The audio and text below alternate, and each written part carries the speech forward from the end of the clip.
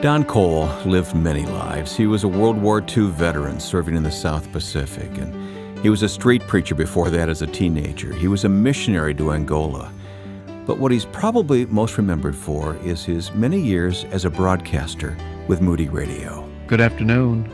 Hello, Pastor Cole? Yes, ma'am. I have a question for you. He started answering Bible questions on the air from the time he joined WMBI. It was a program broadcast in Chicago only called Dial the Pastor, and I used to sit there as a young staff member and watch him and shake my head in disbelief that he sat there with no resource other than a Bible in his hand. When I think of Don Cole, I think of him as a broadcaster, like probably all of us do. He was that kind of ever-present, very familiar voice on the other end of Moody Broadcasting as we drove in our cars and got up in the morning in our homes. He had always good, crisp answers.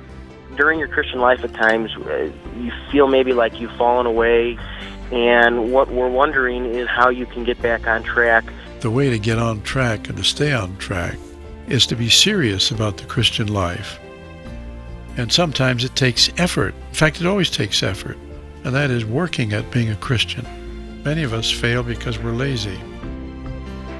His quiet confidence in the Word of God was something that actually built my faith and confidence in the Word. Anytime you start to read the Bible, ask yourself, what is this passage telling me about God? Is it telling me to do something that I'm not doing? Does it tell me to stop doing something I am doing? In other words, you're testing your action by what is in the Bible. Listeners from every corner of the country loved to call Pastor Cole. They would line up to talk to Pastor Cole in open line and talk to someone who was so knowledgeable about the Word and cared so much about them as people. What does it mean in the Bible when it says to fear the Lord? The fear of the Lord means holy reverence for Him, respecting Him. Okay. It's a good thing. It's described in the Bible as the beginning of wisdom. I think he was unique as a broadcaster because he was kind of a no-nonsense kind of guy. Well, what about the Bible code, though? That's a lot of hogwash. Underline that. It's hogwash. And yet you sensed that there was something deep about Don Cole. Well, it's a pity that people get passionate about things that lead them astray. They're just intellectual curiosities intended to pervert the minds of Christian people. Many questions about the Bible often were people calling who had deep personal struggles, and he could sense that so easily and minister to them in a very deep and personal way. Radio is a relationship. You bond with the listener. The way he treated people, his loving attitude toward people, the way that he counseled people and encouraged people, and that has to be Don Cole's legacy. If you confess with your mouth Jesus as Lord and believe in your heart that God raised him from the dead, you shall be saved. There you have it. Did you get it? Yeah. Are you going to do it? Yep. When are you going to do it? Right after I get done talking to you. Do it right now. Lord, I'm a sinner, and I want you to come into my heart. I believe you died for me. I believe you died for me and rose again. And rose again. Thank you. Thank you.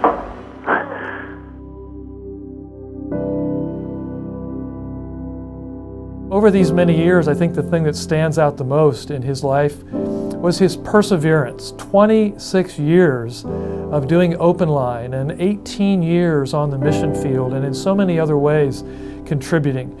Pastor Don Cole was a man who left behind a heritage of faithfulness, and his life in many ways was a call for each of us to be faithful as well.